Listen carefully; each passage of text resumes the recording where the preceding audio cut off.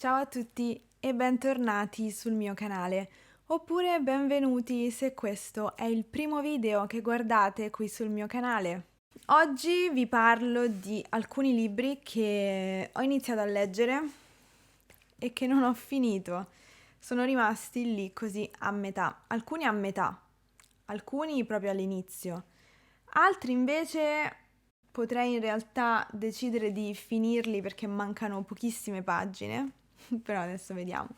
Vorrei cominciare da un libro di cui vi ho parlato in un vlog non tantissimo tempo fa. Questo è uno degli ultimi libri che ho iniziato a leggere, I giorni dell'abbandono di Elena Ferrante. Non riesco ad andare avanti. Sarà perché mi sta antipatica la protagonista? Può essere. Non lo so, non riesco a immedesimarmi. Però non è tanto quello il punto, perché diciamo che non è una cosa fondamentale immedesimarsi nel protagonista del libro, no? Però non riesco neanche a comprendere il suo punto di vista.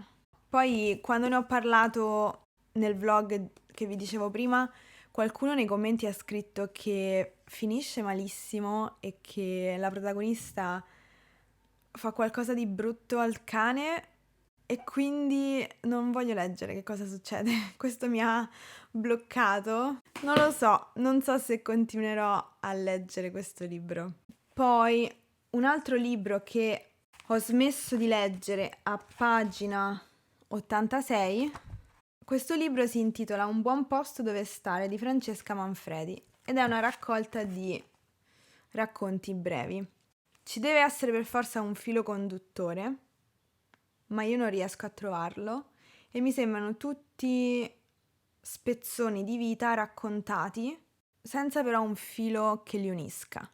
Un bosco, una vecchia casa in montagna, la piscina di un condominio, una bambina che nuota, una ragazza che torna a casa, un padre che scompare, un altro che trova pace nel silenzio umido di una cantina. E poi, nel pulviscolo di istanti che compongono i giorni più normali, affiora la rete dei sentimenti, dei sogni, delle scoperte che illuminano e feriscono, di una memoria in cui si è sempre salvi, ma inguaribilmente soli. È con grazia e scrittura limpidissima che Francesca Manfredi racconta ai protagonisti di queste 11 storie, avvolti nella normalità delle loro vite, ma sempre colti sul principio di una soglia da cui poter guardare alle loro fragilità e alle loro inquietudini, come a un posto da cui non è necessario fuggire, un posto dove stare, un buon posto dove stare. Ci riproverò, anche perché ho deciso di non comprare più libri finché non finisco questi che ho lasciato a metà. Vorrei perlomeno fare come segue. Se riesco a finire un libro, ne posso comprare uno nuovo. Quindi per ogni libro che finisco può entrare in casa un libro nuovo. Allora, adesso vi faccio vedere un libro che in realtà ho dimenticato sul comodino, ma che nel momento in cui mi sono resa conto di non averlo finito di leggere, mi è dispiaciuto di essermene dimenticata. Quindi questo assolutamente lo voglio finire di leggere. Si intitola Il sogno della macchina da cucire di Bianca Pizzorno. C'è stato un tempo in cui non esistevano le boutique di prêt-à-porter e le grandi catene di moda a basso prezzo, e ogni famiglia che ne avesse la possibilità faceva cucire abiti e biancheria da una sarta. A lei era spesso dedicata una stanza della casa, nella quale si prendevano misure e si imbastivano orli, ma soprattutto, nel silenzio del cucito, si sussurravano segreti e speranze. La voce narrante di questo romanzo è una sartina aggiornata nata a fine Ottocento, una ragazza di umili origini che impara da sola a leggere e ama le romanze di Puccini, ma più di tutto sogna una macchina da cucire. Prodigiosa invenzione capace di garantire l'autonomia economica, lucente simbolo di progresso e libertà. Cucendo, la sartina ascolta le storie delle tante persone che la circondano. La marchesina Esther, che va a cavallo e studia la meccanica e il greco antico, Miss Lily Rose, giornalista americana anticonformista, le sorelle Provera con i loro scandalosi tessuti parigini, Assuntina, la bimba selvatica, eccetera. In una società rigidamente divisa per censo, anche per la sartina giungerà il momento di trovare la sua strada nel mondo, con la sola forza dell'intelligenza e delle sue sapienti mani. Bianca Pizzorno, creatrice di personaggi indimenticabili ed esperta cucitrice in prima persona, dà vita in queste pagine a una storia antica percorsa da uno sguardo modernissimo. Narrare della Sartina di allora significa parlare delle donne di oggi e dei grandi sogni che dovrebbero diventare invece diritti. Alla libertà, al lavoro, alla felicità. Sono arrivata a pagina 52 di questo libro. Ho intenzione di finire di leggerlo. Mi piace molto Bianca Pizzorno come scrittrice e lei è l'autrice di uno dei miei libri preferiti di quando ero piccola, che si intitola L'incredibile storia di Lavinia. Mi piace molto quel libro, è molto divertente, è un libro per bambini ovviamente e mi ricordo che mi faceva ridere perché c'erano delle parolacce nel libro, ma delle parolacce ingenue, che però quando ero piccola ritenevo grandi parolacce e quindi questa cosa mi faceva piacere il libro ancora di più, perché mi sembrava di leggere qualcosa di scandaloso.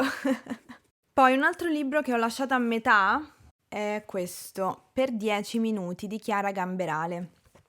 In realtà non mi manca tanto per finirlo, perché ho smesso di leggerlo a pagina 115 e il libro consta di 185 pagine, quindi non manca tanto. Questo libro mi è stato consigliato da una mia amica, a cui è piaciuto molto.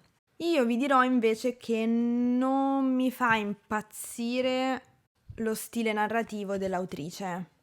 Comunque questo è un romanzo davvero, facile da leggere. I capitoli sono molto brevi. 10 minuti al giorno, tutti i giorni, per un mese. 10 minuti per fare una cosa nuova, mai fatta prima. 10 minuti fuori dai soliti schemi, per smettere di avere paura e tornare a vivere. Ecco, per esempio, anche qui in queste prime righe ci sono tutte frasi brevissime, tutti punti. Non lo so, non mi piace. Tutto quello con cui Chiara era abituata a identificare la sua vita non esiste più, perché a volte capita. Capita che il tuo compagno di sempre ti abbandoni, che tu debba lasciare la casa in cui sei cresciuto, che il tuo lavoro venga affidato a un altro. Che cosa si fa allora? Rudolf Steiner non ha dubbi, si gioca.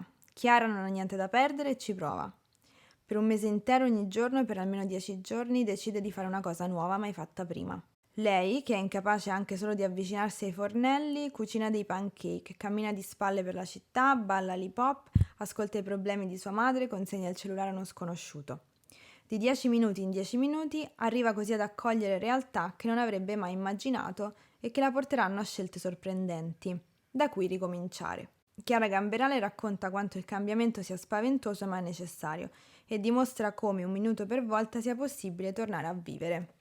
Allora, concludiamo con questo libro. Allora, il libro che sto per farvi vedere è un ritorno dal passato.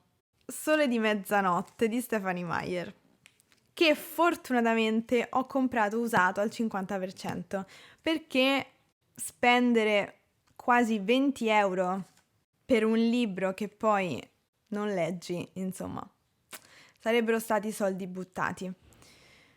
Allora, perché ho comprato questo libro? Quando ero adolescente andava di moda la saga di Twilight. Ho letto tutti i libri che sono usciti. Di recente è uscito questo libro, che sarebbe il primo libro, ma raccontato dal punto di vista del protagonista maschile. Quando ho scoperto che era uscito questo libro, mi sono detta, ma potrei leggerlo, potrei comprarlo e leggerlo, perché così potrei, insomma, dare continuità, no, all'entusiasmo della me adolescente che era appassionata della saga di Twilight. Ho cominciato a leggerlo e l'ho trovato di una noia pazzesca. Allora, guardate la mole di questo libro. Ci sono 782 pagine di lugubrazioni mentali di un vampiro che si innamora di un'umana. Questa è la riprova che alcune cose del passato devono rimanere nel passato ed è bello rimanere nel ricordo di quelle cose, perché poi quando si riprendono per qualsiasi motivo nel presente, non sortiscono mai lo stesso effetto. Come avete visto, il video di oggi è stato così, molto informale. Spero che abbiate imparato delle parole nuove, delle espressioni nuove da poter utilizzare nelle vostre conversazioni e nelle vostre chiacchiere in italiano. Io vi ringrazio come sempre per aver guardato anche questo video e noi ci vediamo nel prossimo. A presto! Ciao!